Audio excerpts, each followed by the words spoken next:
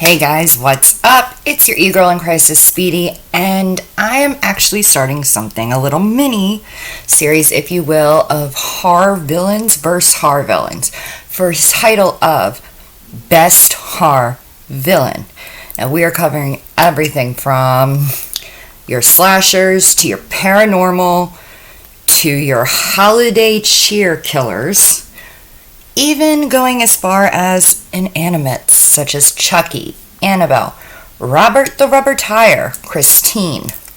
These are all horror movies that I just love, and I wanted to sit down, take some time, and look at the numbers, figure out things about the characters, and see who really is top dog in horror. Now, in my research, I have found, and believe me, there has been a lot of it. People have sent me links, information, so on and so forth. Now, the overall, with the highest kill count, is Jason Voorhees. Does that mean he's the best horror villain? No, it does not. It just means dude's got the biggest body count of them all. Now, I am doing this video on him versus Freddy, especially because there was already a movie about it, and I feel like the movie left some discrepancies, and we're going to get into that. So Jason's kill count came in, I have seen everything from 300, 170, 150, 151. So I settled on 170, which averages out to 14 kills per movie. Freddy came in. Now, Freddy does have one of the lower kill counts, but that doesn't mean he's the weakest of them by any means. Freddy, the numbers ran from 39 to 42 to 48, so figure 4 or 5 kills per movie. Again, this does not mean that he is less of a villain than Jason. It just means his body count is lower. So, with that in mind, yeah, that's right, literally your girl took notes on all of this and looked it all up just for this. Let's get into this horror movie mayhem. So we're going to start with Jason. Friday the 13th is no longer a day for most horror fans. It has become synonymous. Oh, if you're following along and you want to do makeup, that's cool. If you're like me and you can wipe up your brow, go for it. Otherwise, just listen to me ramble. So Friday the 13th has become synonymous with horror fans for Jason Voorhees, the Camp Crystal Lake Killer, slasher, you know, all the nicknames. Jason debuted, well, the Friday the 13th franchise actually started in 1980, and it debuted a child version of Jason, not the adult version, because, as most fans of the movie know, Jason's mother, Mrs. Voorhees, was the original killer, and that Jason did not come along until the sequel. Now, in the 2009 reboot, it even reestablished this in a sense, when they started off the movie with his mother once again getting murdered in front of him by the camp counselor that she was trying to kill after she had killed all the other ones. Now, what led Mrs. Voorhees to do this, you may wonder? Well, Jason has a birth defect. I have the name of it actually written down. Don't come for me. I'm probably pronouncing it wrong, but hydrocephalus, which basically means he was born with an oversized head. So he came out with a really big dome piece, causing some facial deformities. And he also is confirmed to be mentally deficient. However, in the 2009, it didn't actually seem as though he was. So I'm not sure if in the reboot they were going to eliminate that factor and just have him rocking his birth defect or not. Either way, these are just facts about the character. So, you know. So now, like I said, Jason has had a total of 12 movies. However, if you count the original Friday the 13th, in which he was not actually the killer, where it was his mother, there have been 13 Friday the 13ths. Interesting, right? Right? You get where I'm going with this? 13, 13. Anyway. So, Pamela Voorhees is the original killer. Now, the reason she killed a bunch of camp counselors originally is because of what happened to her son, Jason. So, Jason's up there with Norman Bates on some mommy issues. With all of Jason's problems, his mother pretty much homeschooled him and kept him away from the outside world. She really didn't want interactions with it. And I mean, that's kind of fair, let's face it. People aren't exactly the nicest or kindest. So she probably just did not want Jason exposed to that at all. Or, to keep the exposure to a minimum. His father is really not mentioned. We know he had a stepfather in one of the movies that was in fact mentioned. But again, that's not something that's heavily talked about. So, I mean, it really seemed to just have been Jason and his mom, for the most part. So we have all that. So, Camp Crystal Lake. His mom ends up getting a job there just to kind of support, and give him summer camp. Like most kids, summer camp is a cool thing. He wants to go. Now, unfortunately, for young Jason, his mother, and later the camp counselors, Jason isn't being watched. And there's kids bullying him, and he, goes to run away, and he ends up drowning in Camp Crystal Lake. And they never find his body. Like, they do search the lake, and they just don't find his body. But it's pretty obvious to everyone that Jason drowned. Which leaves his mother heartbroken and distraught, as it would any mother, I'm sure. Not being a mother, I can't say. The only way I can say I think it wouldn't would be, if your kid's a little bastard. And you're like, alright, cool. Got rid of the broken one. Let me get one that, isn't an awful creature who's just gonna... Kids are bad. Anyway. So, this eventually leads to his mother going ahead and killing all the counselors. So, his mother gets her own sense of twisted revenge. And ultimately, a counselor does survive. And unbeknownst to the mother, the counselor, Jason's alive.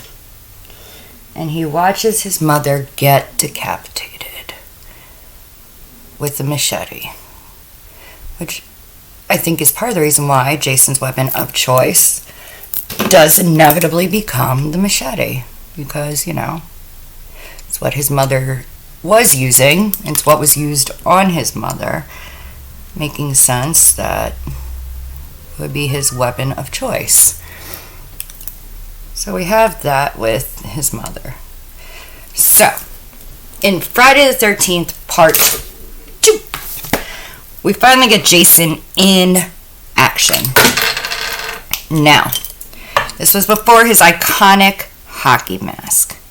This was his amazing, stellar, even worn in the 2009 reboot. It is none other than a potato sack. I mean, talk about a very interesting fashion choice. Now, in the original, they don't really explain why a potato sack. In the reboot, they really don't explain why either. We're just kind of going to assume he found it and was like, you know what? We're going to put this on. So he does. And he wears his little potato sack and enjoys wearing it for a while. I mean, I don't think in the original series, let me see. Yeah, he didn't get his goalie mask actually till part 3 in the original of the Friday the 13th series. Now, in the reboot, obviously he got it sooner. When he found it, he just kind of immediately put it on And all of us who saw the reboot in theater kind of went nuts because we're like, yes, there's the Jason we know and love. Right there. Goalie Mac. Perfect. So, now, this is where things get interesting, where we're breaking down, who wins. In the original series, Jason seemingly ended up with some pretty interesting abilities. Super strength, super speed, seemingly able to regenerate after injuries, all kinds of goodies. Basic immortality. Like, the dude went to hell, he went to Manhattan, Jason went to space, he even went to Springwood to fight Freddy. And I mean, it's kind of interesting looking at it on paper, because, yeah, he's got all these things, but he is showing, like, hey, I'm still in this. Like, I might be different, but I have these amazing abilities. However, if we're taking Jason from the reboot, it's more about he doesn't actually have anything seemingly too supernatural going on. He has traps laid and basically little alarms so he can hear when someone's on his property at the camp, and where he knows where they are, and he has a tunnel system he uses to travel. Therefore, not so much supernatural, more smart. He also is shown as using something other than a machete to kill. He is shown as being an incredible archer, as he makes a very impressive shot when two of the characters are out wakeboarding, and he manages to nail the driver of the boat square in the head. So, if we're looking at both versions of Jason, side by side, that's where it gets a little bit harder to discern which Jason would be the better choice. Like I said, the original, you've got the regeneration. He's pretty much invulnerable. Super strength, super speed. In the reboot, you have a Jason who has all the original problems, but he has a tunnel system that he has figured out how to travel. He has figured out how to set alarms and traps. He uses more than his machete. Granted, he generally uses a machete. In all versions of Jason, there's always a sleeping bag kill. Shows him using a bear trap. So we have all this for Jason. Now we're going to look at Freddy. And then we're going to figure out which one. Because we know they've interacted before.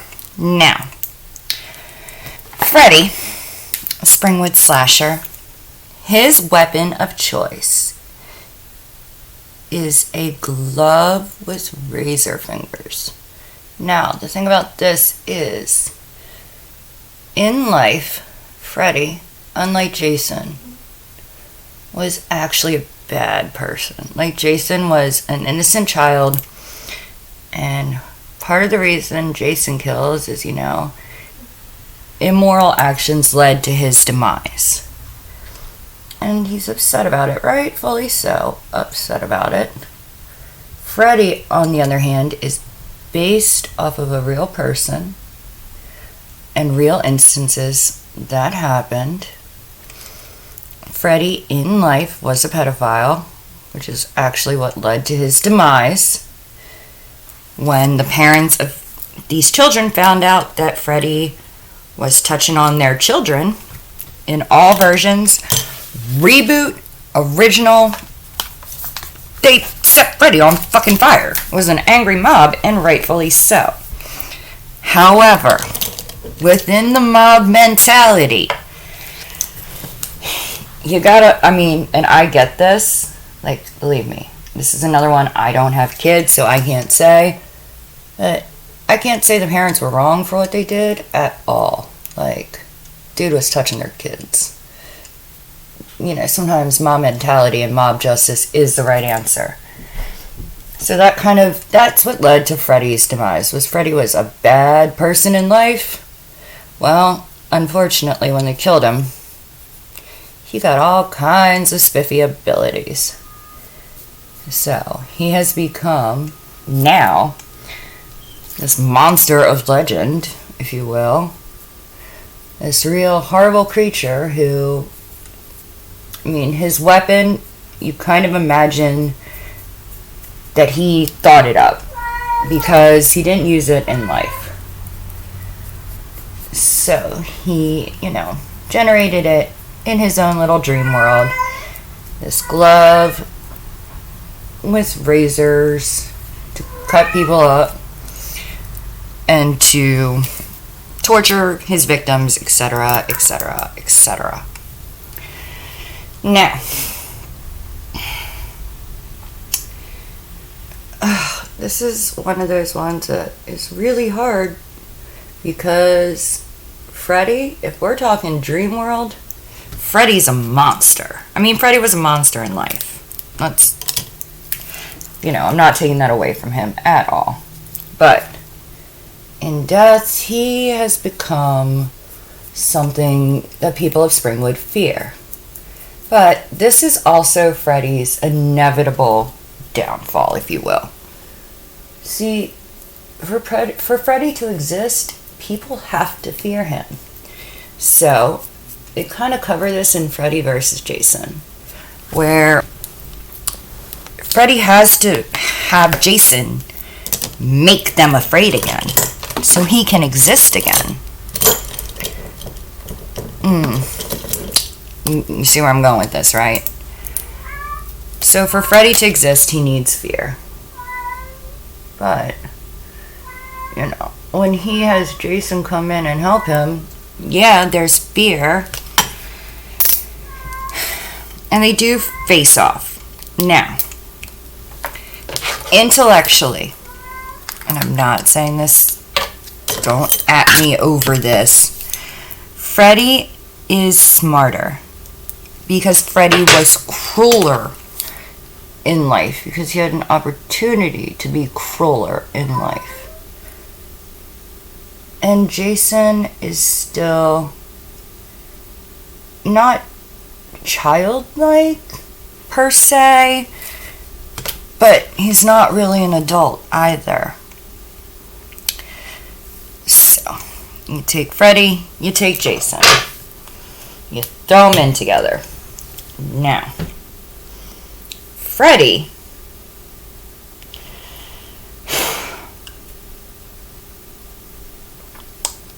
this was a hard one for me. Because if we're playing in Freddy's domain of dreams and nightmares and terror, Freddy wins. Hands down. However, if we're in the real world, and it's Freddy versus Jason in the real world, it's Jason. Every day. So if we look at the movies and the body counts, it's solely Jason based on the body count. But once you factor in location, that changes it a lot. Because now you gotta look at, okay, where are they fighting? Whose turf are they on? Now, like I said, Jason's been to Manhattan, he's been to space, he's been to Springwood, he's even gone to hell. In fact, Freddy had to bring him out of hell. Now, with that in mind, when Freddy brought Jason back, he portrayed himself as Jason's mother, Pamela. So, I feel, if we're talking dream world, Freddy gets it. Because Freddy knows, at the end of the day, Jason is a true mama's boy who will do whatever his mother wants. And that would be how Freddy would win. However, if we're in real world scenario. Be it Jason having his superpowers, basically, or not, it's going to be Jason. It's not going to be Freddy. There's just too many variables for, like I said, Freddy's a cold, cruel, calculating monster. And I'm not going to take that away from him at all. But, hands down, in a real scenario, it's Jason. Jason Voorhees comes down with the win. But then that's going to lead into people commenting, well, in Dream World, Freddy wins. And you're right. In the dream realm of this fight, hands down, you get Freddy. So what am I going to do with this situation? I already have a plan for this.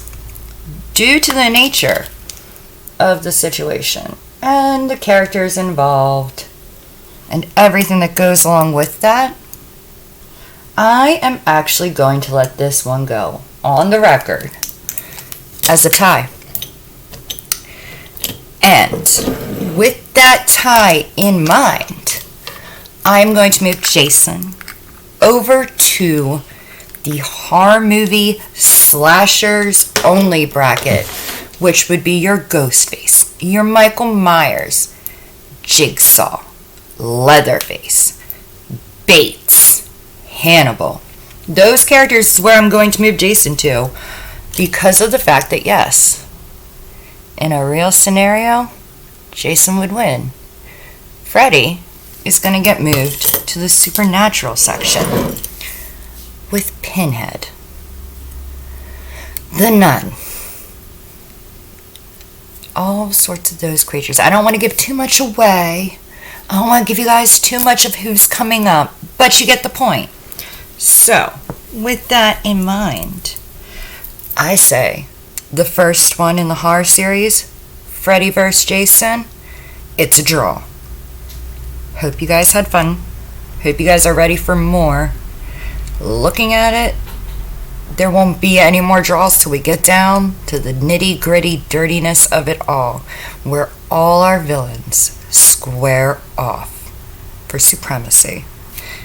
Now, if there is a horror movie character you want to see, throw it down in the comments, send me a message, do something to let me know so I can make sure that character gets on this list and gets a chance to face off for title of OG, best of the best horror movie villains. Take it easy. Stay safe. Bye.